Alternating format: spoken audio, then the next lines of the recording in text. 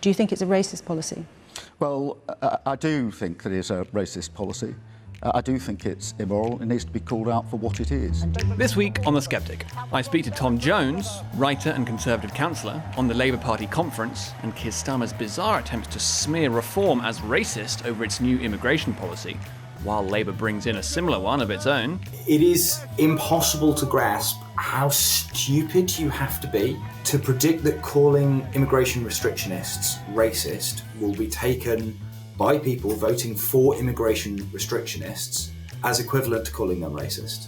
Most of the people in Westminster, their only skill is comms, and most of them aren't even good at that. It is absolutely baffling how badly Starmer has handled this. Andrew Orlowski, business columnist at the Daily Telegraph, on the real problem with the government's Britcard digital ID scheme. It's absolutely a piece of critical infrastructure. It's going to have your identity in it. And it's a honeypot for everybody in the world who doesn't like us to come to Britain and to try and manipulate the one login system if they're not already there. And for our premium subscribers, I speak to Kathryn Porter, energy consultant and commentator, for a deep dive on just how much net zero is costing us. We don't see bills coming down, we see them going up, primarily driven by all of these policy costs. The total cost to consumers is massive. Why Ed Miliband's claims about renewables are so laughable. When he's talking about delivering £300 off bills by 2030, that is just completely unachievable. And how the Green Crusade is putting us at risk of blackouts this winter. We're relying on very old gas power stations to keep the lights on in low wind conditions in winter when demand is high, particularly if there's low import capacity. Things can get very uncomfortable. Hello and welcome to episode 53 of The Sceptic. I'm your host, Laurie Wastell, an associate editor at the Daily Sceptic. Well, it was Labour conference this week, and in his keynote speech, Keir Starmer unveiled Labour's bold new strategy for recovering in the polls, calling reform racist over its immigration policies while rolling out very similar policies themselves. Does anyone think it will work? Well, to discuss that, I'm very pleased to be joined by Tom Jones, who is a Conservative councillor, albeit reluctantly, and a writer and the author of the Potemkin Village Idiot Substack. Welcome back, Tom. Thanks for having me on again, Laurie. Yeah, very good to have you here. So, well, there's a lot to talk about on this topic of indefinite leave to remain and reform and immigration generally. But let's begin actually with last week's announcement by Reform. After a summer of news about illegal migration and asylum hotels and Reform's mass deportations of illegals policy, I think it's fair to say they've taken that momentum and gone straight into something that has really moved the conversation onto legal migration, and in particular the issue of the so-called Boris wave of post-2021 massive inward migration of 3.8 million in about 3 years. And so they've pledged to curtail that by abolishing indefinite leave to remain. So, well, tell us your general thoughts about the policy. Were you surprised by it? Do you welcome it, presumably? What was your reaction to it? Well, I think just to outline for anybody who missed it, so what Reform are proposing is the abolition of indefinite leave to remain and replacing the 5-year settlement route with renewable 5-year visas that are renewed every year. And as part of that, migrants must meet kind of performance benchmarks, things like English proficiency and a much higher salary cap than we currently have, or risk visa revocation. And they will also be getting rid of basically the shortage list system that Britain currently has. And they will have a new, what's called an acute skills shortage visa. That means basically the business employing somebody under that scheme will also have to pay to train a British worker. So I think those looking at this is obviously an economic measure in the main, and looking at it from an economic perspective, I think these measures will broadly transform migrant labour from a dependable, below market wage source of labour into a much costlier and also less predictable market that businesses can draw from. So by tying visas so closely to the individual performance of migrants, the system will have a lot more volatility, and that's likely to push businesses who, above all seek surety, And that's likely to push them kind of towards investing more to training domestic workers, not just through the acute skills shortage visas, but in order to ensure that they have enough staff going forward. So I think broadly these proposals will see migrant labour will play a much smaller and less reliable but higher wage role in the economy. I think really one of the things that needs picking up on this, and I think Reform's big mistake here, was the question of settled EU migrant status. So after the policy had been announced, basically Zahir Yusuf was asked a lot of questions about what would happen with people who had EU migrants who had settled status that was agreed after the Brexit withdrawal agreement. And basically, he said, well, we'll renegotiate it. But the truth is he hadn't thought about it. They'd been caught on the hop and there was a big hole in the plan with what to do with people, settled EU migrants. And there are two problems here. First of all, settled EU migrants are not really economically a big drag. They're not particularly a big problem. The second thing is, obviously, there's no reason for the EU to actually open negotiations on the status of these people again at all. They have status. Why would the EU engage in that process? I think where Reform are now is they are the direction of travel for them is no longer good enough. So this policy and the policies they're announcing on migration, just using that as to show the direction of travel of a Reform government is no longer good enough. They do have to now put policy pen to paper and get the policies right. And I think this, particularly given that they are an immigration party that stands on reduction of immigration, getting your immigration policy right and correct and not having a big, massive hole in it that you've not really thought about is actually very, very important. So I think they are serious, but I think they are going to have to transition to a different stage of their immigration policy, not just using it to drive their votes forward, but actually using it to show what a Reform government will do and that they are capable of serious governance. Okay, but you're certainly accepting that they've driven the conversation forward here and potentially shown to a lot of voters that they are serious about this. And therefore, well, it's been very interesting to see how furious the negative reaction has been to this policy in the week since, particularly from Labour and the left, given the fact, we're going to go on and talk about it, but that, well, first, it's really agreed across the political spectrum that the Boris wave was a major mistake that needs to be taken a look at. And, you know, this is creating huge fiscal costs for us. But given that, did it surprise you the extent to which people came out and started denouncing this policy and Reform generally for proposing something like that? To a certain extent, yes. I think Westminster is still yet to cotton on to what the Boris wave has actually done to public opinion about immigration. And I think the scale and rate, I mean, the scale is the rate, isn't it? But the scale of immigration during the Boris wave was so great. And I think in many cases, the quality is so low that, you know, migration is now a concern for a much wider geographically much bigger number of people than it was before. I think still fundamentally there is a dividing line. I wrote about this quite a long time ago. I called it something pretentious like the Sicario state. I think one of the dividing lines in modern politics is that there is a dividing line between people who are prepared to do what's right and people who are prepared to do what's necessary. And I think, so I used the film Sicario, which is by Denis Villeneuve, who all your sensitive young male listeners will know. The underlying film of that is that the main female character, her determination to do what is right in fighting Mexican cartel gangs, and that means, in this sense, you know, obeying the law and, you know, not stepping out of constitutional bounds, etc. Her determination to do what is right is subordinate to what is necessary.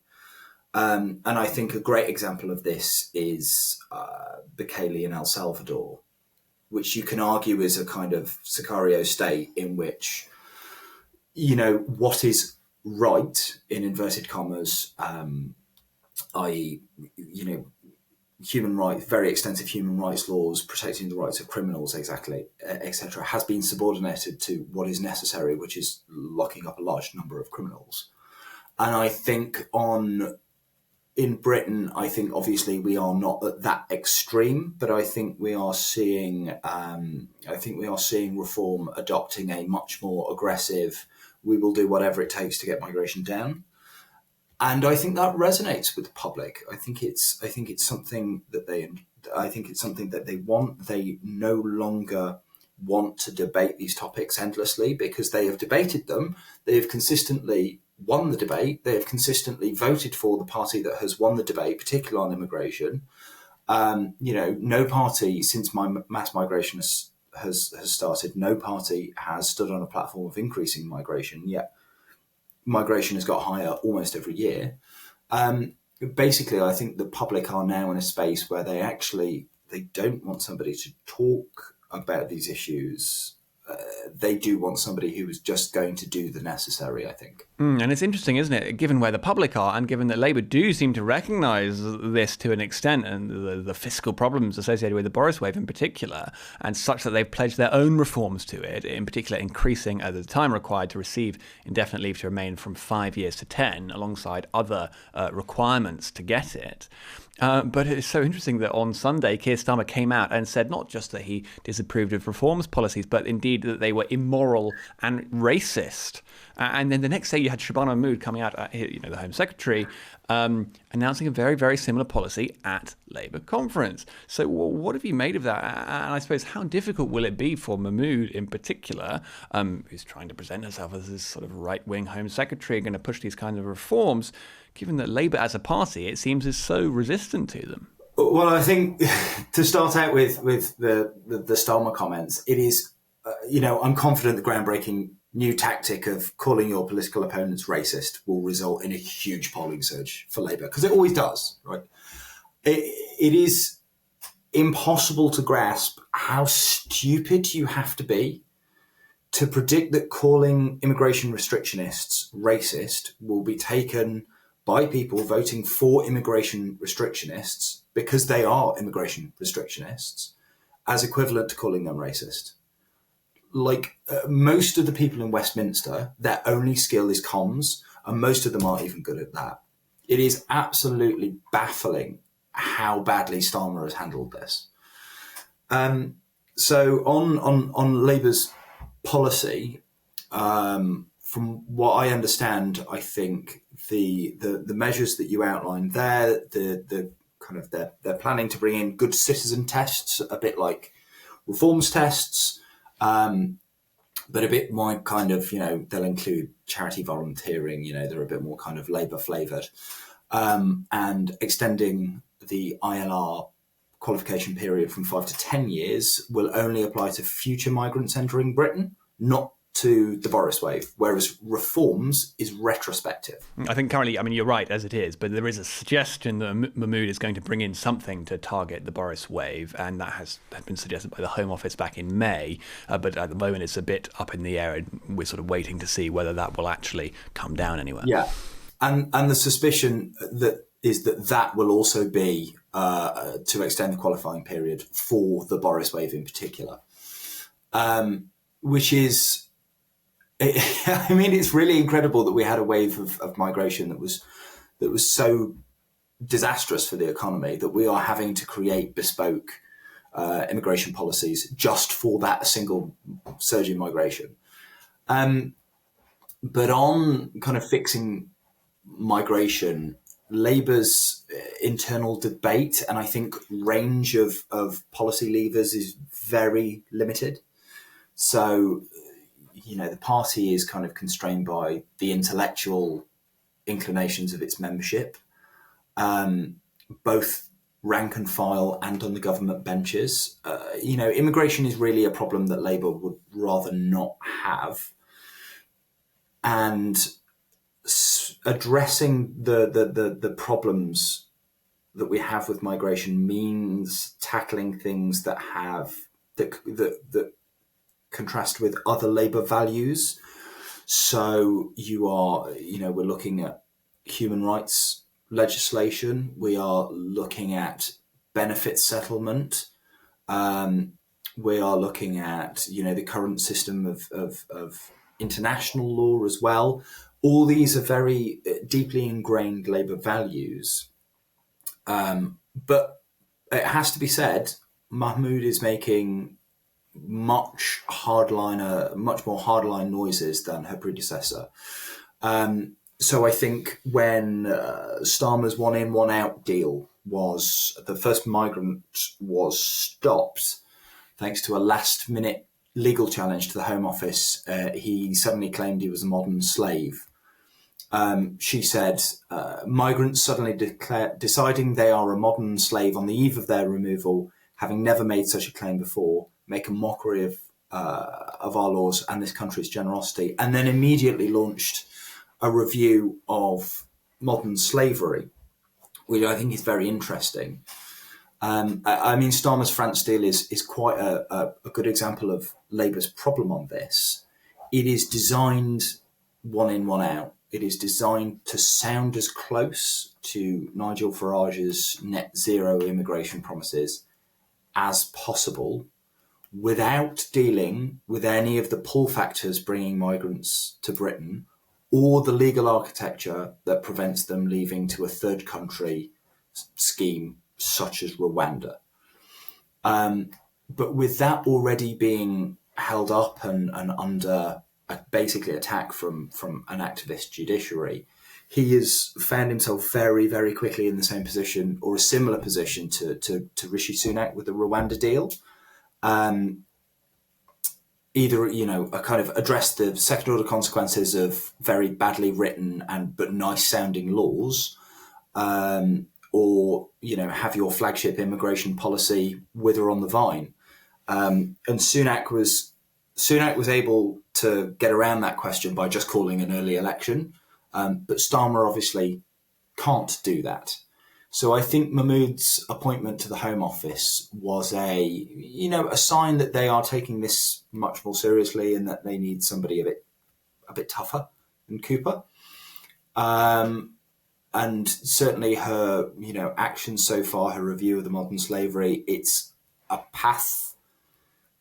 It's a much better path. It is significantly, I think, behind public opinion, but I think it is significantly to the right of Labour opinion.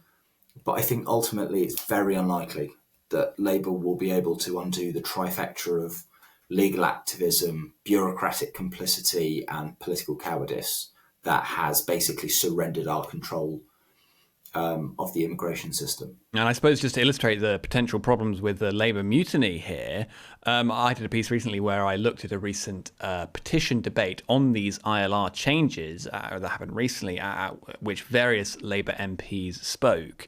And you had them saying things like, well, that the existing plans were unfair, that they were uncompassionate. They said they would create fear in their communities. One MP even said that what Labour should be doing was, in fact, widening the routes and making it easier to get ILR or citizenship in order to take the fight to reform somehow.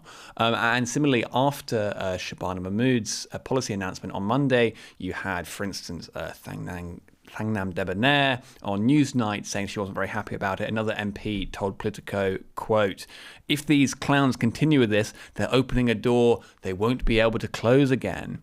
So for reform, they're saying. So my point there is, do you think that Labour backbenchers are actually going to let Shabana Mahmood do anything with this policy? I think it's an open question. There will be a hardened, determined and sizable core of Labour MPs who will vote against further immigration restrictions. I think that will be outweighed by Starmerite loyalists and, new arrival MPs. MPs, not migrants. New arrival MPs who came in at the last election are in seats that they perhaps are terrified of losing to Reform next time, who are very quickly recognising the need for a very, very hard line on immigration. So I think they will get this through.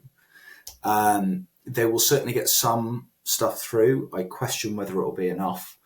I think it's quite interesting that the way they are trying to thread the needle on this is that they are trying to make Reform's idea of scrapping ILR cruel, and their measures.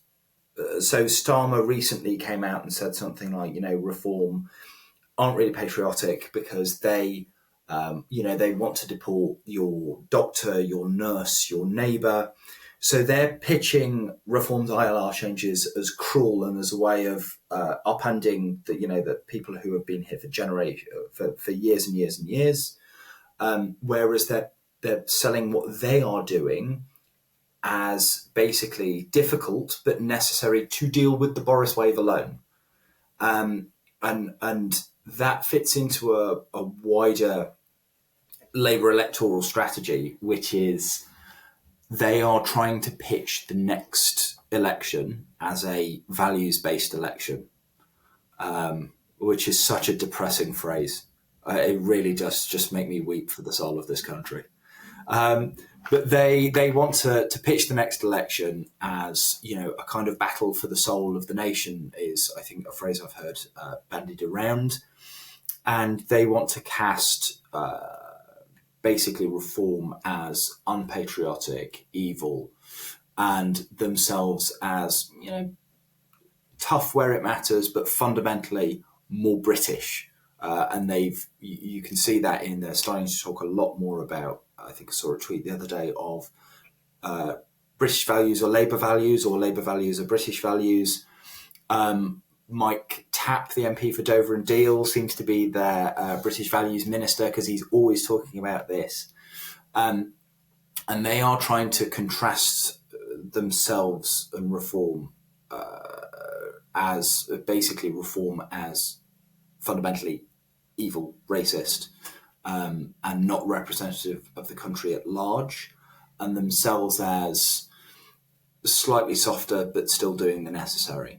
And it's very small margins on things like ILR changes where that kind of comes into play. And it will be difficult. It's not just a message they've got to sell to the public, it's a message they've got to sell to their own MPs. And so the question must be then, does this have any legs, this plastic patriot shtick? I mean, Keir Starmer is saying that Britain stands at a fork in the road between them and Reform. He says it'll be a fight for the soul of the country and all of this. But, it seems to me that a lot of this rhetoric will strike voters as quite contrived, especially when you see the kinds of rhetoric that Labour is actually, and particularly the Labour left, tends to come out with on things like ILR. I mean, it's a bold strategy, Tom. Will it work? No, I don't think it will, frankly. I really don't. This is a new attack line that they've got for Farage. And various parties have tried various attack lines on Nigel Farage throughout the years, and nothing has ever quite seemed to stick. And a while ago, Labour set up a smear unit, actually. This was, I think, initially this news story broke when they tried to attach him to Andrew Tate. So there's a Labour smear unit that is now dedicated to reformer Nigel Farage, operating under Morgan McSweeney, obviously, to target not just Farage but people in his orbit by attaching them to unsavoury characters. And as a wider part of that, they are targeting Labour with unsavoury values. So you're seeing not just a plastic patriot shtick, but yeah, he's in bed with Putin, yeah? In bed, yeah? With Putin. Putin's puppet, Putin's lapdog, Putin's puppy, Putin's voice in Parliament. You will start hearing this. You have already started hearing this repeated a lot. But I don't think it will land at all, frankly, because people have been so outraged by the effects, in particular, of migration over the last 14, 20, 25 years, but also the existing political settlement, that they're actually no longer interested in talking about values, because what they want is they want somebody who promises to do the necessary, to do what is necessary, to refer back to that earlier point about Sicario. And Nigel Farage is very much in that mold. I think people quite like when Nigel Farage is attacked. I think people quite like, well, I don't care if you call me a racist. I think that really resounds with people, because actually that's a mirror of the public debate that they have been subject to for the last 20 years. That if you have any concerns about immigration, in fact, longer than 20 years, since Rivers of Blood, people have been told that if you voiced concerns, legitimate or otherwise, about migration, you are racist. And basically that is now being replicated on the national stage at Nigel Farage, and Nigel Farage is saying, well, I don't care. And I think that really resounds with people, because it's a mirror of their experience, basically. And it's interesting, Labour would like to present themselves as the grown-ups in the room and the grown-ups in politics generally, but really a lot of this amounts to name-calling, doesn't it? And attempts to style themselves as having the flag and reform being unpatriotic somehow, which often come across as quite artificial. But it's striking that, well, if we were to be having a grown-up conversation here, we'd be thinking about the policy. You know, what is the right approach to ILR and what will improve voters' lives the most? But Labour are really taking things away from that kind of hard-nosed policy discussion and towards, well, sort of abstract values, essentially. And actually, I mean, it seems to represent a bit of intellectual exhaustion here. Yeah, I think that's true. And I think I think there is a complete intellectual exhaustion. Especially in terms of arguing in favour of migration. There has been a lot of effort and time put in by people on the migration scepticism side to basically destroy particularly the economic arguments about migration. And I think now basically people who are in favour of migration are really struggling to hang something, some positive for this policy. But I think also there's possibly a wider problem here, which is that, the nature of liberal democracy, and Weber talks about this, is to draw the governing class from those who can communicate most effectively, because that's the nature of liberal politics, is debate. And that's a problem in most liberal democracies, but our particular problem is that our governing class are also wildly overconfident, inept generalists who are so far removed from the lives of average voters that they're even who are even incompetent at communication. So yeah, I think it's a very interesting time, but fundamentally, I think Nigel Farage's stance on immigration as a kind of a decisionist almost. Now is not the time for debate. We've had the debate. We're just going to do what is necessary and what the British people want. Fundamentally, I think that will cut through harder than any kind of abstract debate that Labour can have about values, because also we have to remember that British values are an invention. They are an invention basically of post-1997 Britain that was that were created to enable multiculturalism, because they provided a framework of values that were deliberately designed to be as widely applicable as possible. And gradually over time, we've seen British values just descend into tween nonsense like, bloody fish and chips and Paddington, mate, yeah? And it's because it's incredibly easy to fit large numbers of new arrivals into that framework.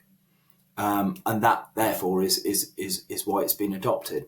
But British values, that's not British values. British values are almost impossible to define because it is a million separate tiny threads that make up this rich tapestry. And so I think basically it will fall flat on its face. And so another key feature of, if you like, the pantheon of Blairite rhetoric is in one breath we have British values and in the other we have division and the forces that are supposed to be giving rise to it. And this is everything from social media to Andrew Tate to, well, Nigel Farage. And that's what Starmer has really been trying to hammer him on. But I suppose, Tom, you're a good whisperer of the Blairite patois. What do they really mean when they're talking about division? Because they say it all the time, and it seems to me to be not really to mean very much, to be a sort of spook word, scare word that they just sort of throw out there and hope it sticks. Well, I think a good way to explain this would be to refer back to, and I've got this written down, would be to refer back to the rapid review of extremism policy that Yvette Cooper carried out after the Southport riots. And so according to the findings of that report, concerns about two-tier policing are considered a right-wing extremist narrative that is leaking into mainstream debates. Extremism policy should shift from targeting specific ideologies of concern to focusing on behaviours and activity which would encompass involvement in the online subcultures like the manosphere. Grooming gangs are described as an alleged issue that the far right frequently exploits to fuel anti-Muslim sentiment, as well as anti-government and anti-political correctness rhetoric. And a new offence should be introduced for harmful communications that are likely to cause psychological harm. I mean, every one of those is an absolutely egregious suggestion. But I think it shows Starmerism is basically, it does not exist as a political ideology. It is, if it is anything, it is an attempt to reduce politics to a process which can then be controlled and managed rather than allowing it to exist in a state of nature as something which, because it derives authority from the people, is as alive and unpredictable and unruly and troublesome and demanding and as wayward as the public are. And in that sense, it is a continuation of Blairism. So one of the underlying kind of philosophical drivers of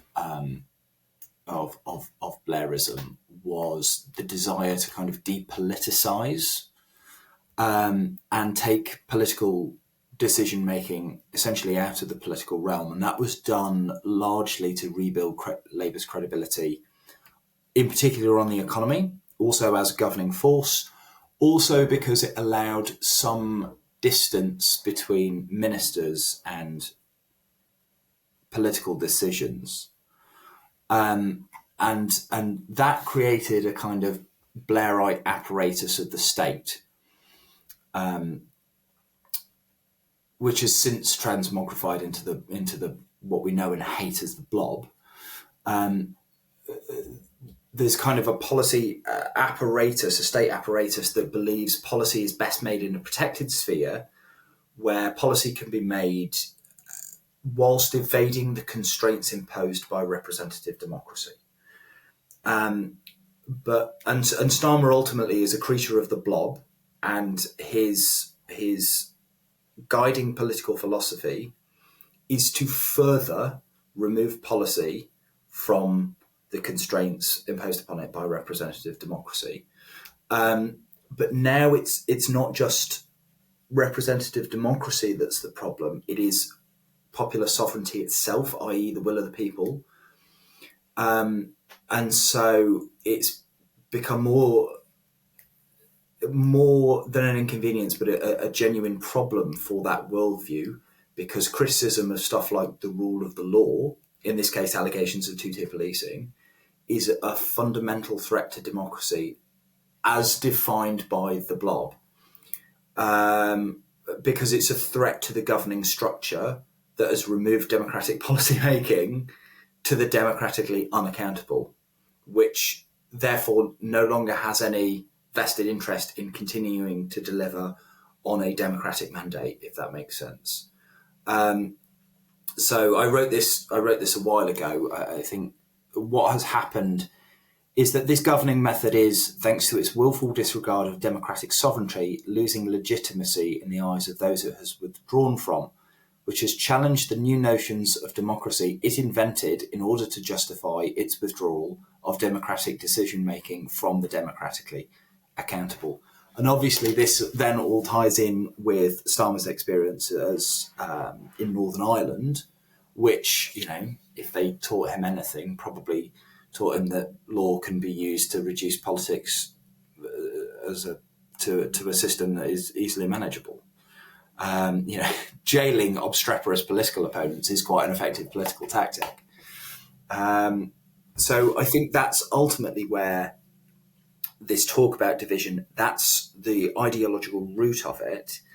And I think ultimately we will probably see some kind of system of political lawfare that tries to, in some way, illegalize, reform right-wing dissident thought.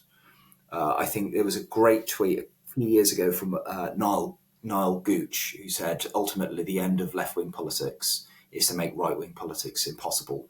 And I think with Starmer in place and his experience, the law will be used to meet that aim. And I think another way of illustrating how anti-democratic this is that, well, that word division is what happens in Parliament when they vote. And that is the expression of popular sovereignty, right? One side wins, the other loses, and that's actually how it's supposed to work. But this is seen as the worst thing ever by Labour. So finally, to turn briefly to a slightly more amusing story, but nevertheless one that has been treated in this language of division and populist rhetoric as well.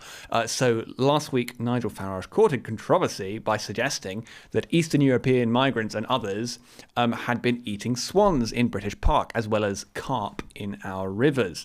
And so now there was a chorus of condemnation for this, Tom. But the fact is there has been a lot of evidence of this kind of thing going on over the past 20 or so years. And, well, so what did you make of all that? And also, will you give us your Trump eating the swans impression? Of course I will. Of course I will. You asked so politely. And I am sad to report that they are, in fact, they're eating the swans, they're eating the ducks. They come over here in Springfield, Ohio.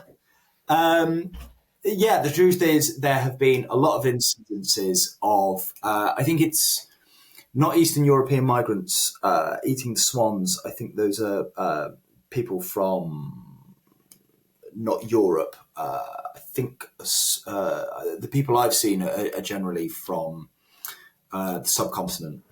But there has been, it's widely acknowledged.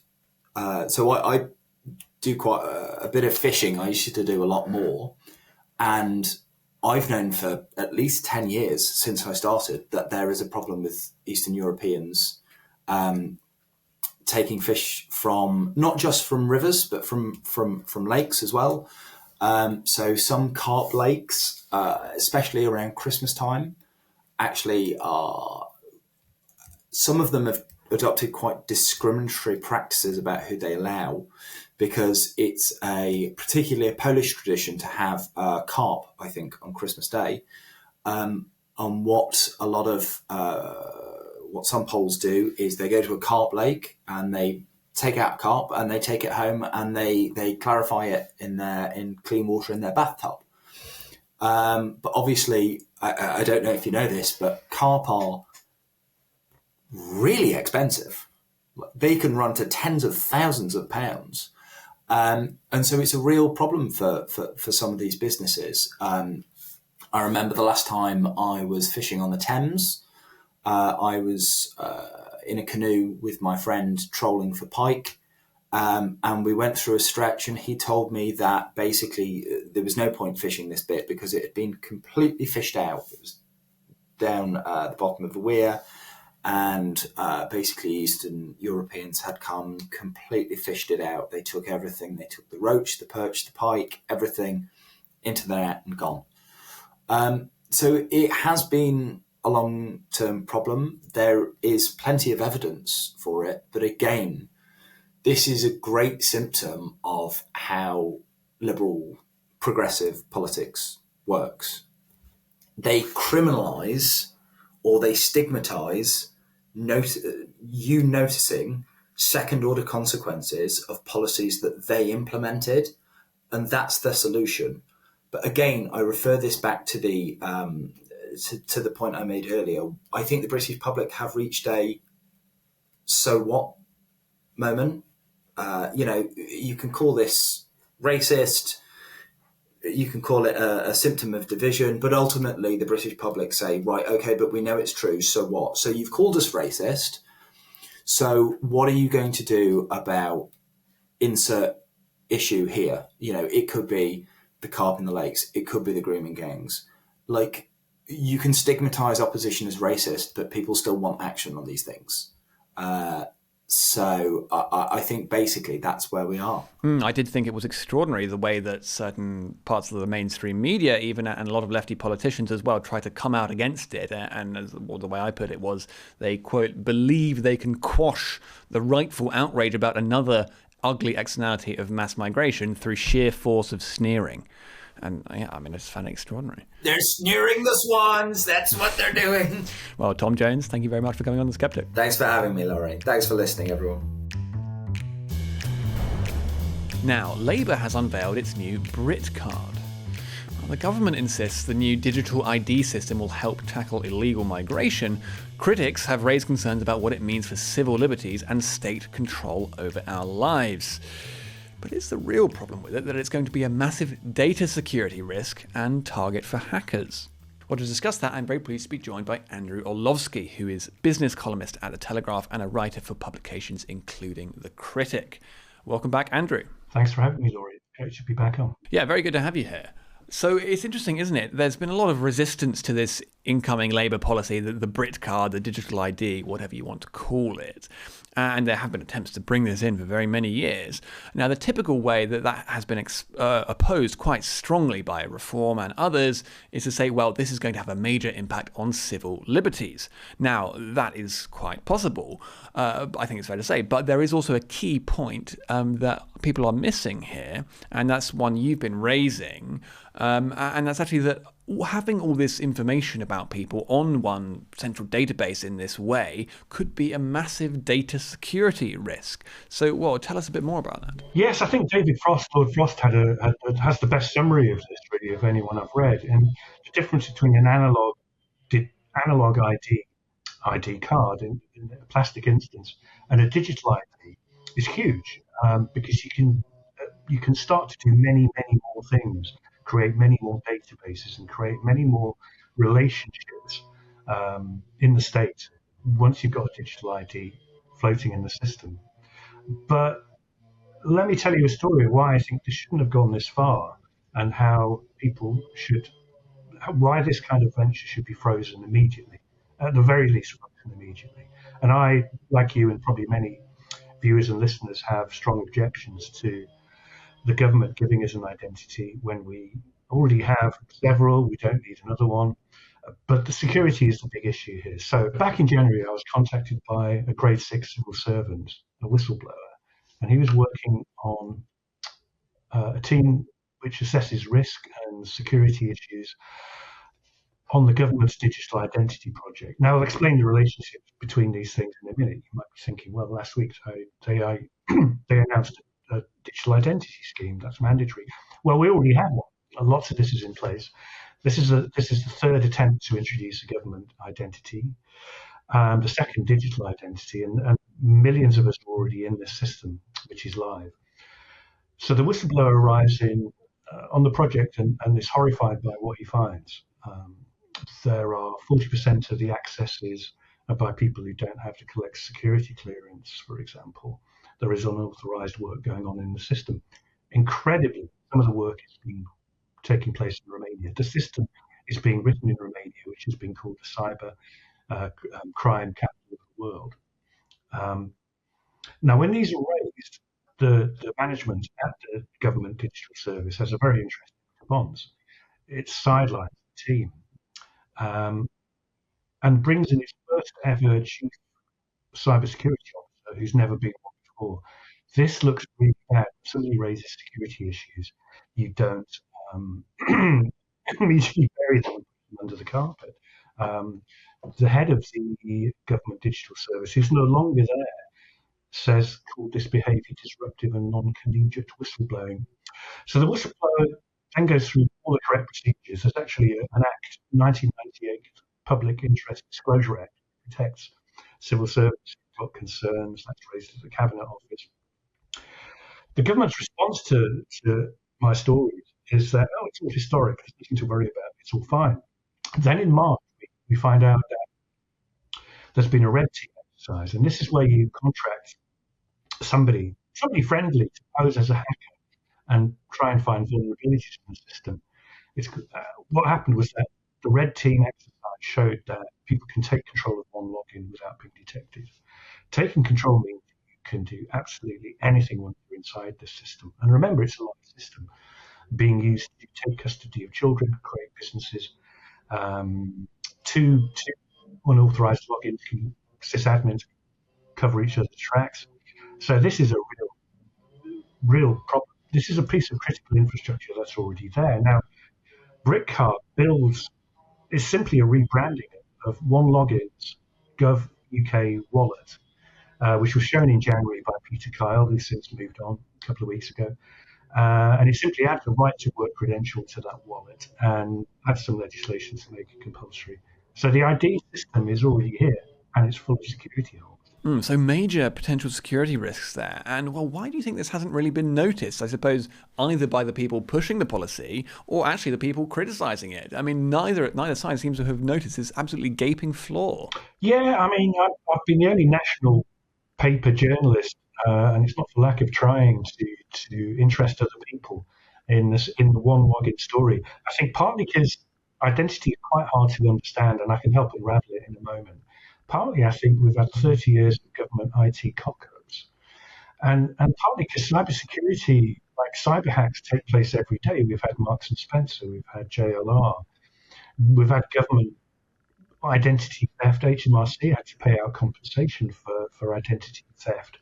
This is a honeypot. I don't think people are a bit, what's the word?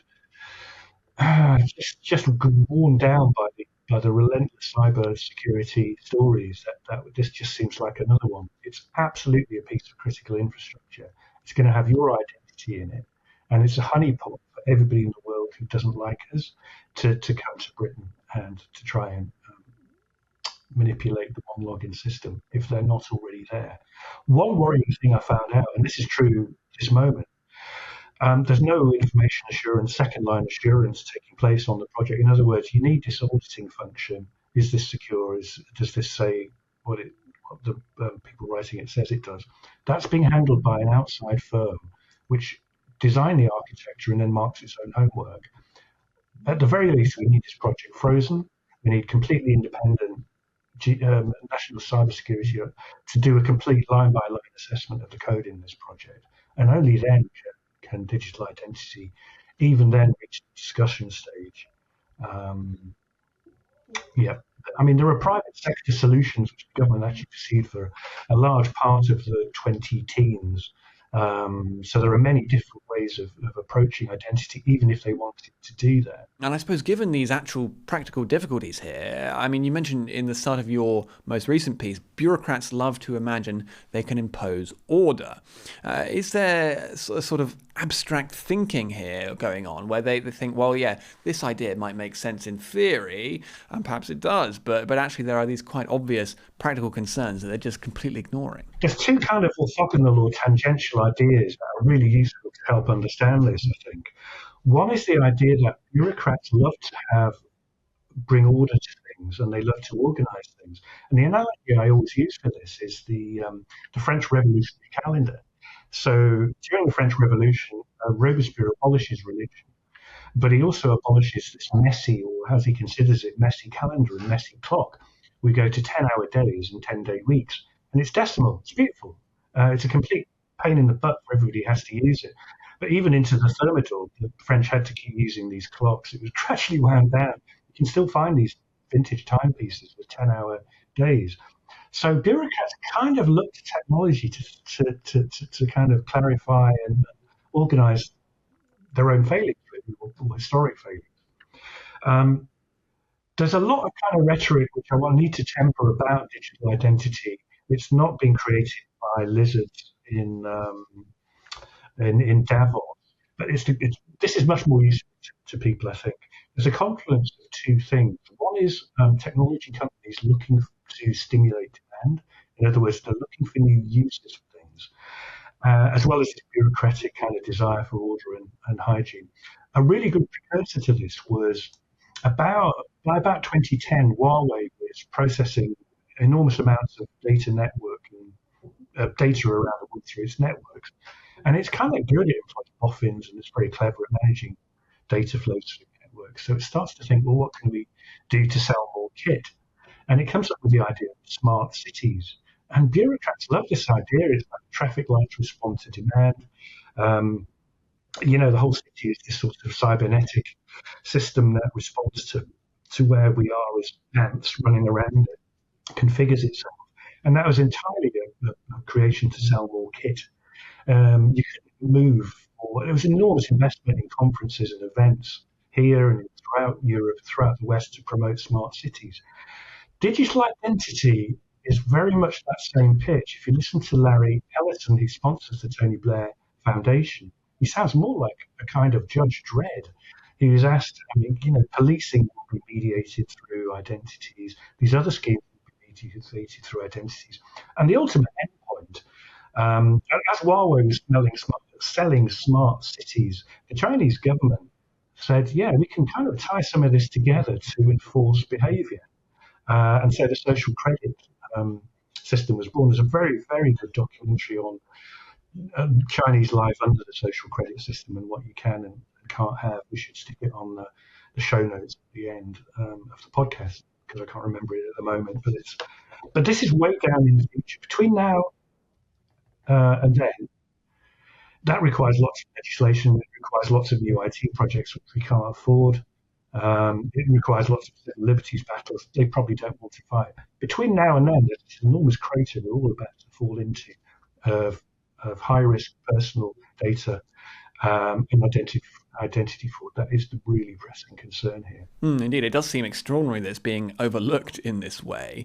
But so, of course, one of the key justifications that Labour is using here is that this will somehow help us tackle illegal migration. Now, I think that's actually quite a dubious framing there in the first place, because it's basically saying, well, the government has failed to tackle this problem, and so the people are now going to have to endure certain restrictions on their liberties to tackle it. Well, I think that's already unfair.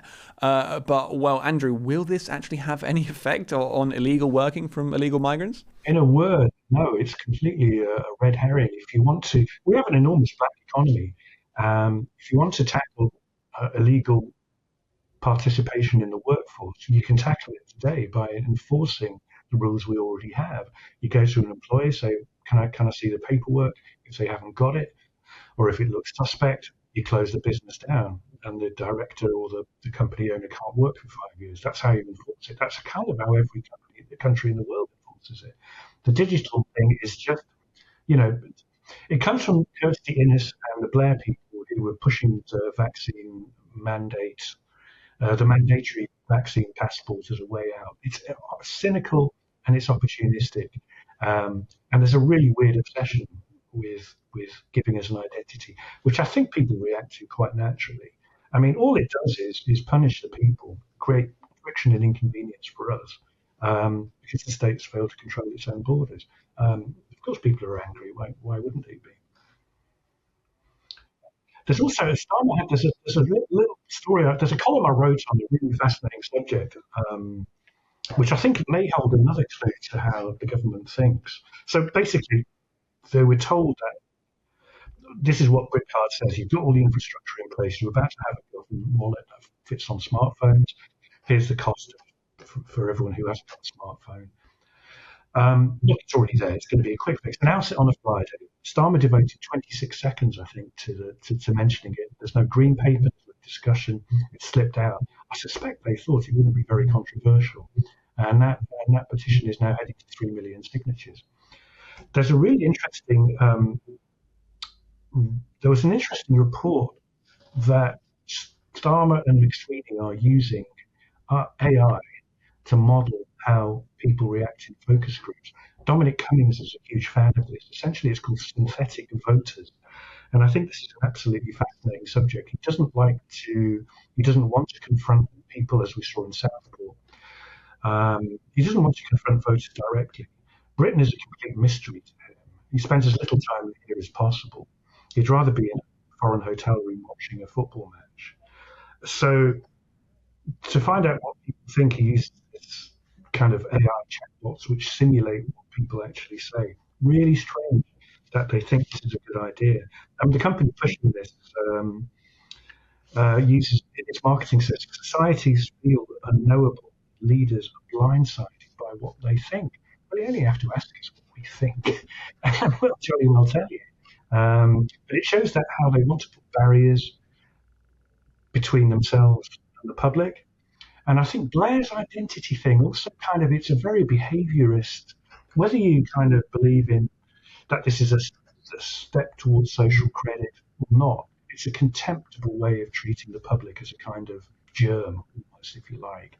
You can't come into contact with it. That must be manipulated, a very kind of behaviourist way of looking at us. To me, I'm personally offended by this is what Blair has become now, somebody who's a fantasist almost, who flies around the world directing governments to do technocratic fixes. There's almost a tragic element to this story. He's so out of touch. Okay, well, Andrew Orlowski, thank you very much for coming on The Sceptic and giving us that update. Thanks, Laurie. That's great. Net zero is a mess, and it's making us poor. Now, why is that, and what can be done about it? Well, to untangle all that and more, I'm very pleased to be joined today by Kathryn Porter, who is an energy consultant and commentator and the founder of What Logic.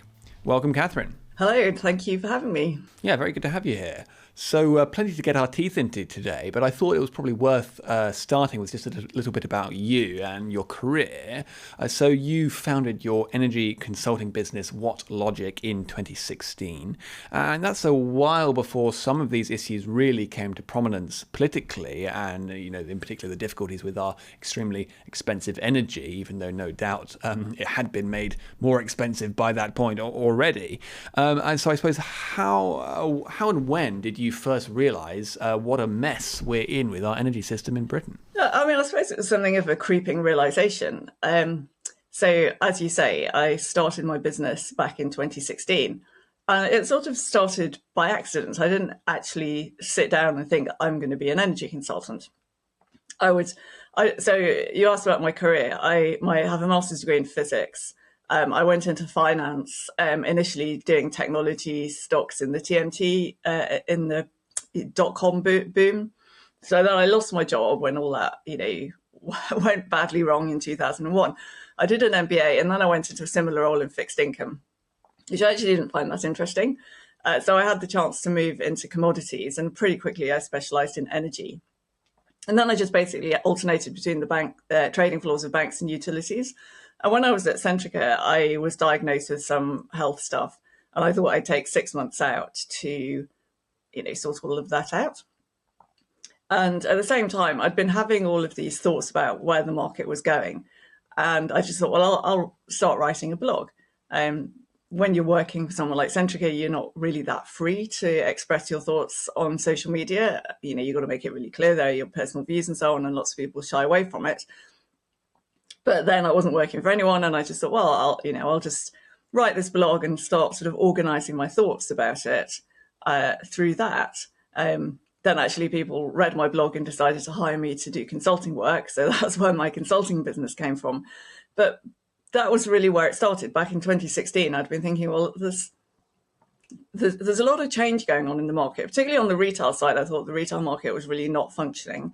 And around that time, there was all that discussion around the price cap, which I was very against. And I wrote a whole series of blogs saying that, the ultimate sort of conclusion of a price cap is that you can bankrupt your suppliers and end up having to bail them out. And that's exactly what happened in 2021.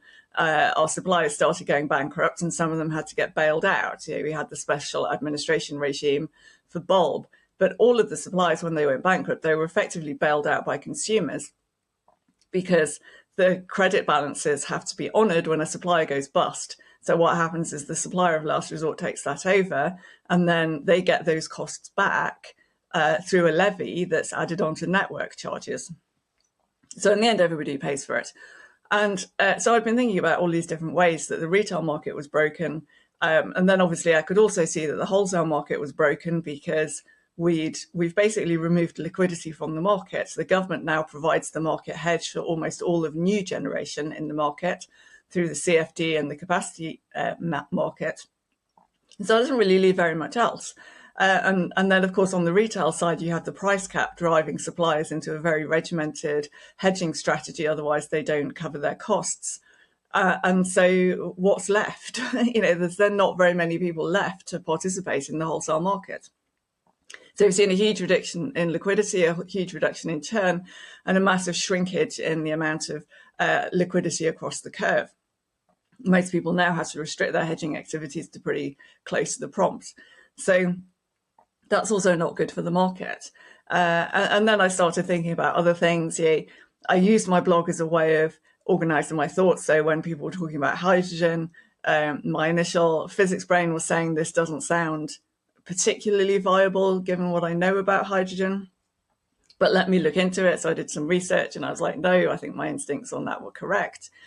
I did a bunch of research into thermal energy storage. I think that has quite a lot of potential if we can identify the right materials.